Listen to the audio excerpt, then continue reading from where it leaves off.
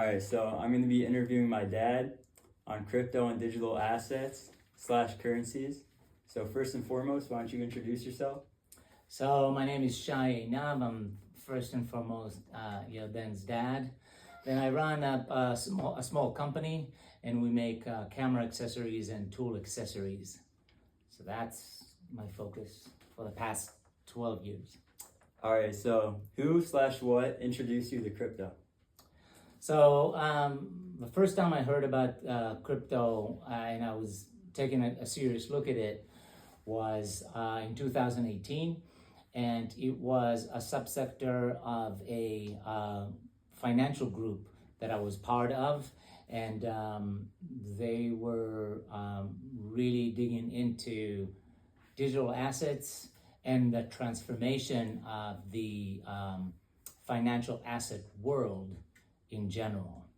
So that's how I got introduced into crypto in general. So after being introduced to crypto, why did you take the first steps in investing?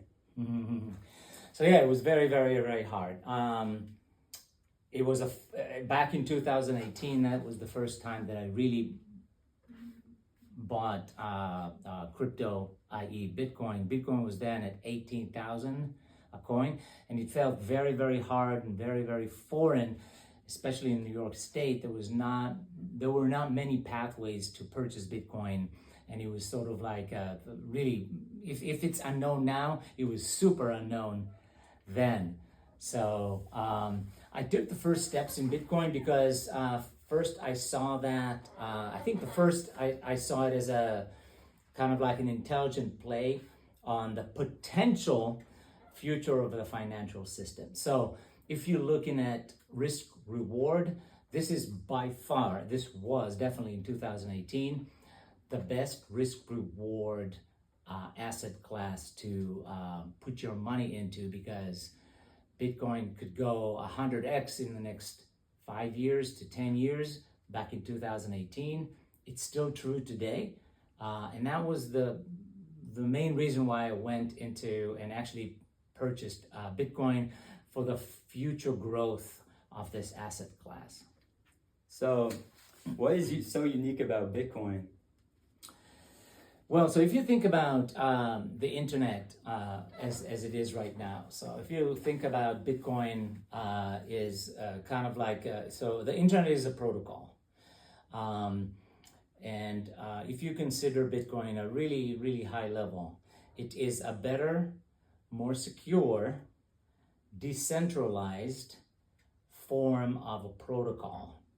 And the implications of that for finances are huge.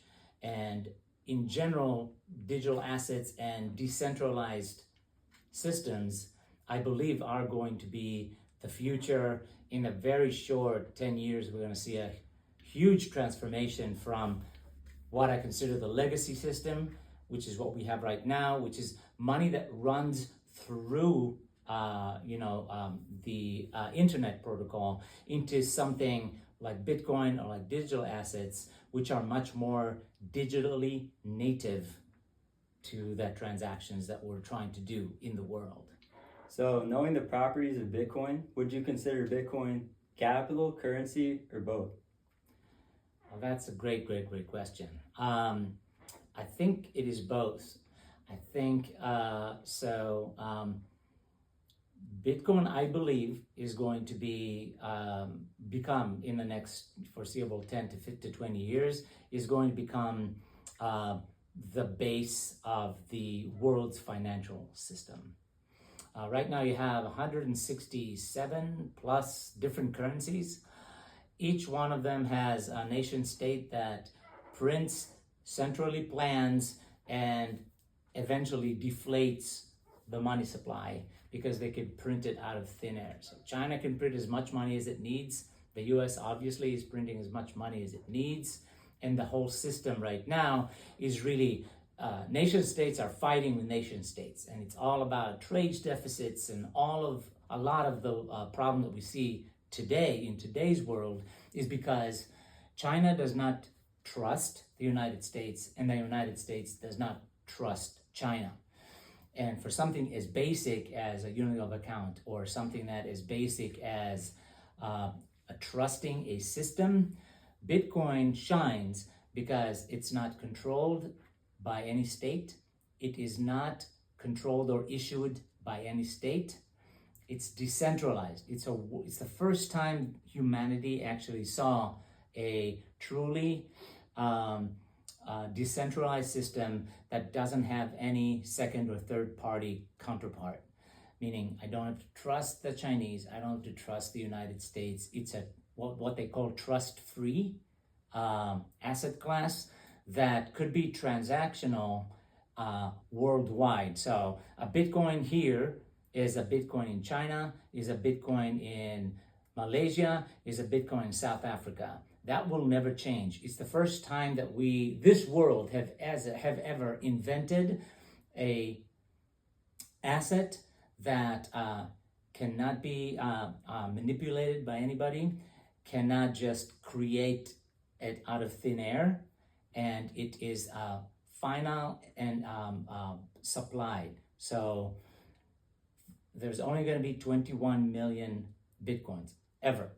No matter how fast or how whatever, it's always going to be 21 million of it.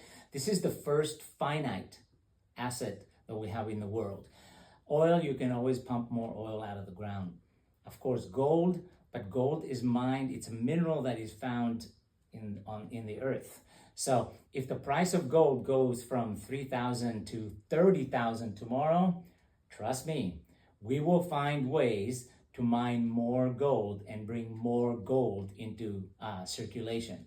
So, and again, I'm going to say Bitcoin is a king in that respect because it is written into the code that there will never ever be more than 21 million sections of it, or coins, or however you want to phrase it. So it's a crucially important difference between any fiat money to Bitcoin. All right, so what is Solana and why is it so much faster than Bitcoin in transactions? So there is a physics kind of dilemma.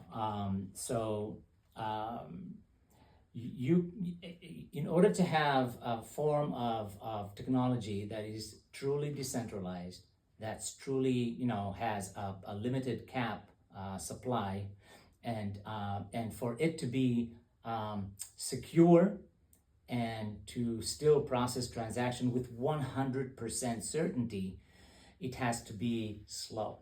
Yeah. So it has to be simple. Second, it has to be understood by all. Third, it has to be slow. So, for example, every transaction that you make on a Bitcoin layer, it actually has to be confirmed by all the nodes, and we're talking about somewhere in between 50,000 to 100,000 nodes worldwide, that every 10 minutes they have to all collide and they have to go through all the stack of transaction that was made, and they have to authorize all those transactions that they're valid, that Bitcoin was indeed transferred from point A to point B. All this system has to go through and has to be very secure, very safe, and that's why it was very, very slow. Still, Bitcoin is appreciated. One of the main reasons why it's so valued is because of that, because it's super, super secure, and that unfortunately has to do with a very limited output of, so it does it every 10 minutes, and that's why it takes so long. When I transfer Bitcoin to Yelden, you had to sit there and agonize for 10 minutes, but eventually he does get the Bitcoin, the transaction is authorized, and the settlement is finite. Solana and a slew of other coins, basically what they did is they say, hey, we're just this is a great idea, but it's not fast enough. So in order to be fast, like Solana, I think right now it has 500,000 transactions per second. In order for that to be that speedy, it has to be less decentralized. It has to be more of a central hub that actually processes all those transactions super, super fast. And that's why it's much faster. But in order to be fast, you have to give away or give up on true decentralization. So Solana is a very centralized, and everybody that knows what this is, say, okay, we understand this is really fast, this is fantastic.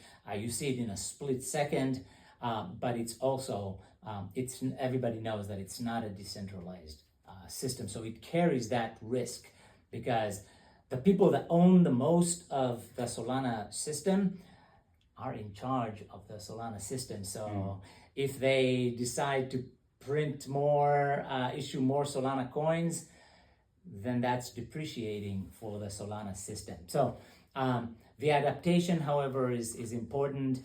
And eventually what I think will happen is that if you can think of, and again, it goes back to the source of the internet. So if you look at everything, at Amazon, at Google, at, Netflix, all of those companies that are benefiting, that are sitting on top of the internet, the main internet protocol is the base layer of the current digital economy. And then everybody that sits on it is doing their business on top of it. Same with Solana. Solana eventually is going to find ways to settle onto Bitcoin and to get embedded into the coin, into that infrastructure. So Bitcoin is the base layer. It's the most secure. It's never been breached. It's never been compromised. It's been there since 2009. And of course, it's still a nascent infrastructure, but it's the most solid. And eventually, that's what a lot of Bitcoiners would say, is that all roads lead to Bitcoin. And if Solana wants to solidify itself, and ETH, and a slew of others, as a legitimate asset class, they will have to eventually find ways to settle their transaction on the main base layer, which is Bitcoin. So basically, Bitcoin is decentralized and it's more secure, but it's slower. Solana is faster, but it's centralized and it's less secure. Just to simplify. Yes. So why do world policies affect the crypto market so much? So that's something that just happened to the world in the past couple of years.